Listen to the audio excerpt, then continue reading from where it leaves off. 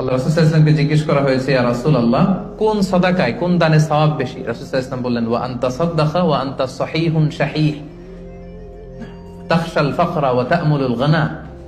এমন অবস্থায় দান করো যখন তুমি সহিহ শাহীহ, তুমি সুস্থ আর এটা উপভোগের সুযোগ আছে। যখন আমরা এখন সবাই সুস্থ না, এখন আমাদের টাকা লাগবে, আমাদের গাড়ি কিনতে হয়, বাড়ি কিনতে হয়, ফ্যামিলি খরচের জন্য দিতে হয়, টাকাটা খুব দরকার এখন আমাদের, এবং এটা খরচ করার সুযোগ আমার আছে।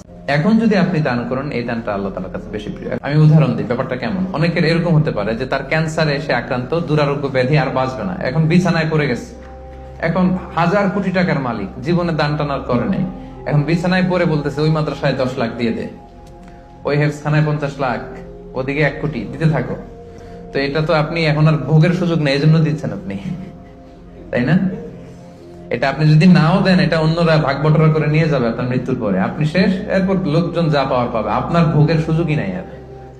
তো ওই অবস্থায় যে যেন টনক না নড়ে আমাদের।